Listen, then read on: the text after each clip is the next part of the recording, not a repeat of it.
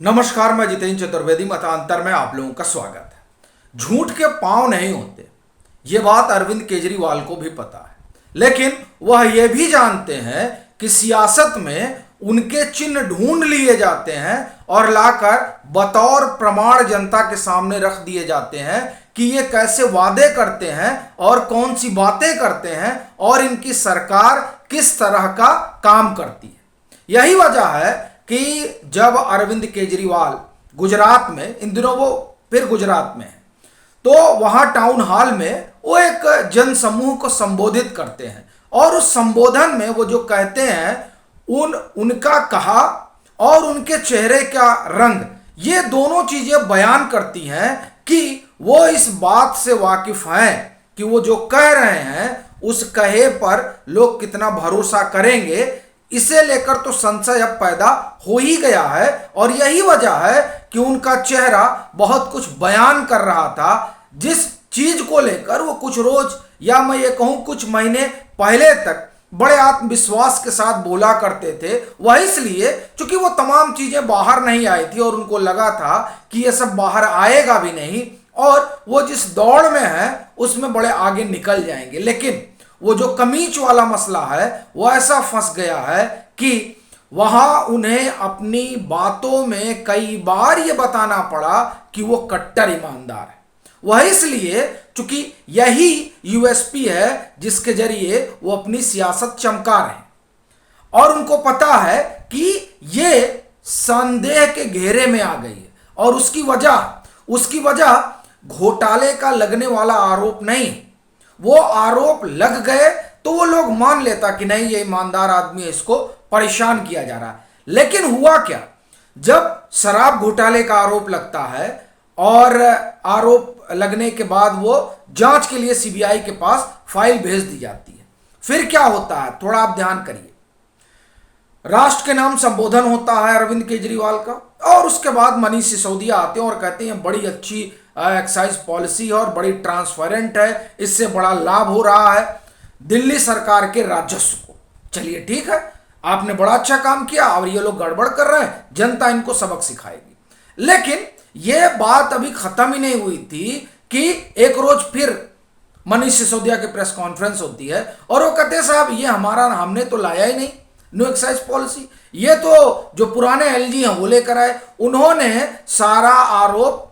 बैजल साहब के सर पे मोड़ दिया। फिर अभी ये बात खत्म ही नहीं हुई थी कि खबर आती है कि इन्होंने नई एक्साइज पॉलिसी वापस ले ली और कहा कि साहब इसमें तो बड़ा घाटा हो गया। अब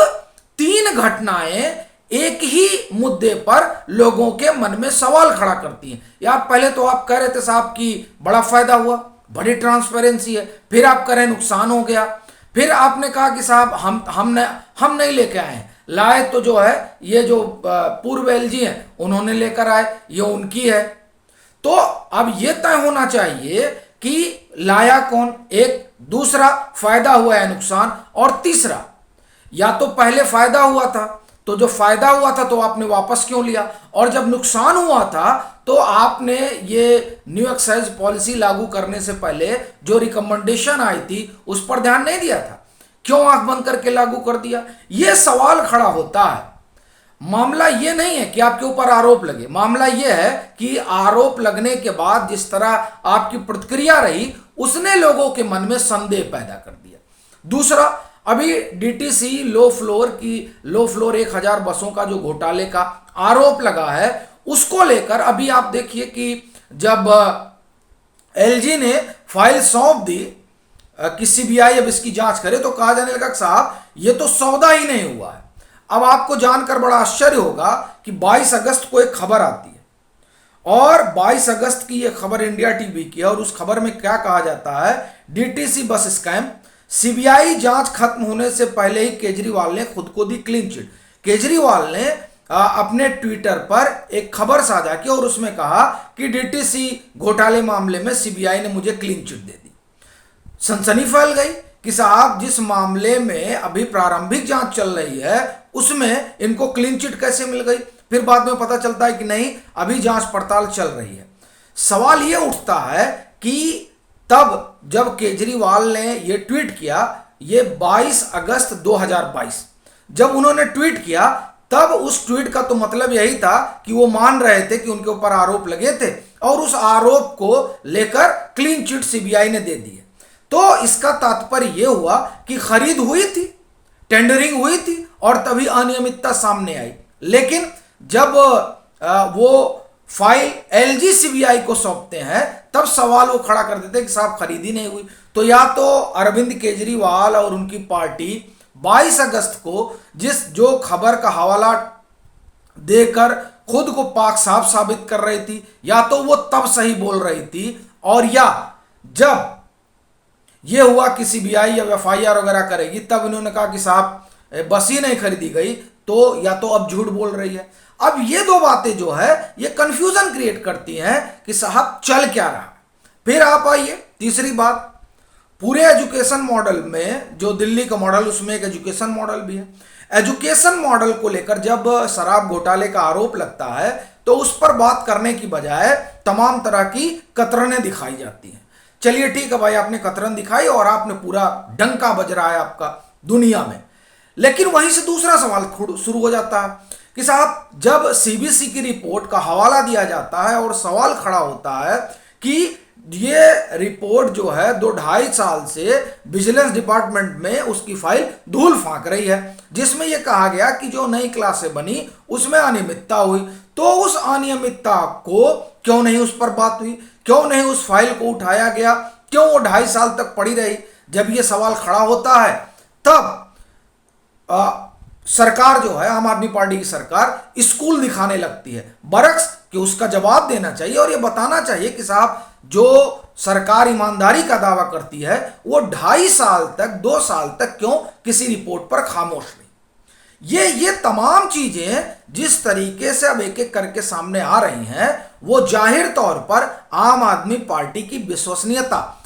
को संदेह के घेरे में खड़ा कर रही हैं और वो जो ईमानदारी वाला फलसफा है वो अब बुरी तरीके से चोटिल हो रहा है और ये भरोसा करना मुश्किल हो जा रहा है कि जो लोग कट्टर ईमानदारी का दावा करते हैं वो इस तरह से तमाम ऐसे मसलों पर जहां उनके ऊपर आरोप लगते हैं तो उन आरोपों पर जवाब देने की बजाय वो इधर उधर की बात करते हैं और फिर जब जवाब देने आते हैं तो अपने ही बुने जाल में फंस जाते हैं और ये साफ नहीं कर पाते हैं कि वहां ईमानदारी दिखाई गई थी या फिर वहां वाकई में कोई हेराफेरी हुई थी, या फिर जिन शख्स का नाम लिया जाता है उन शख्स पर चुप्पी आप ये समझिए कि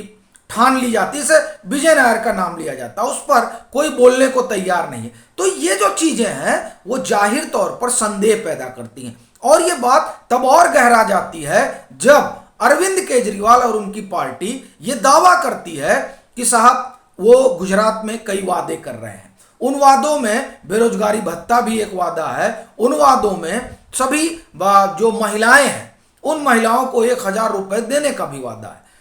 वहीं से एक अविश्वास की रेखा शुरू होती है कि क्या पंजाब में तमाम महिलाओं को जो वादा किया गया था कि 1,000 रुपए उनके खाते में जाने के जो 18 साल और उससे ऊपर है, क्या वो शुरू हो गया? और अगर शुरू हो गया तो उसी पंजाब में फिर ये खबर क्यों आती है कि साहब वेतन नहीं मिल रहा है? या फिर जिस दिल्ली मॉडल की बात की जाती है उसी दिल्ली मॉडल में डूटा के जो अध्यक्ष हैं वो पत्र लिखते हैं कि हमें दिल्ली सरकार से अलग करिए, क्यों? क्योंकि हमारे कई फैसिलिटीज में कटौती हो रही है। तब यहीं से सवाल उठता है कि ये जो फ्री वीज का मामला है, क्या वाकई में इस फ्री वीज की कीमत वो वेतन भोगी कर्मचारी चुकाएगा जो खुद ही पाई पाई के लिए मोहताज है, या फिर वो सरकार चुकाएगी जो मुफ्त की रोड़ियां बांटकर ओट बटोर रही है? इस तरह के तमाम सवाल खड़े होते हैं और ये सवाल फिर उस पार्टी और उस पार्टी के मुखिया को लेकर लोगों में एक संदेह पैदा करते हैं, बावजूद इसके कि फ्री बिजली का वादा तो करते हैं और वादा कुछ यूं कि पोल पर चढ़ के और तार काट दिया करते थे। वो भी दौर था अरविंद केजरीवाल का। तब वो कहा करते थे कि हम साहब ऑडिट कराएंगे और अब ऑडिट का क्या हाल है उससे आप वाकिफ हैं। ये तमाम चीजें जो सामने आ रही हैं वो अब ये बता रही हैं कि असल में वादे और बातें और काम इसमें कितना विरोधाभास है। और ये विरोधाभास जिस तरीके से बाहर आ रहा है उसने आम आदमी पार्टी और उनके मुखिया की समस्या बढ़ा दी है। यही वजह है कि अब जब वो टाउन हॉल में बोल रहे होते हैं तो बार बार ईमानदारी का हवाला देते हैं, और जब उनको लगता है कि इससे बात हो सकता है थोड़ा ना बने तब तमाम चीजें गिनाते हैं, और जब वहां भी उनका आत्मविश्वास उनके साथ नहीं खड़ा नजर आता उनको, तब बताते हैं कि साहब हमारे दफ्तर में तो छापा पड़ गया। बाद में पुलिस उसे डिनाई करती है और फिर वही सवाल खड़ा होता है कि आखिर ये जो अविश्वास का भाव उनको लेकर पैदा हो रहा है लोगों में, उसकी आखिर वजह क्या है। और फिर उसका एक ही जवाब मिलता है कि झूठ के पांव दिखते भले ना हो, लेकिन सियासत में उनके चिन्ह दिखाए जाते हैं, और फिर हाल वही होता है जो इन दिनों आम आदमी पार्टी का नजर आ रहा है। अभी के लिए फिलहाल इतना ही। अगर आप मतांतर से नहीं जुड़े हैं तो जुड़िए, वीडियो को लाइक कीजिए, शेयर कीजिए और अपने सुझाव जरूर साझा कीजिए।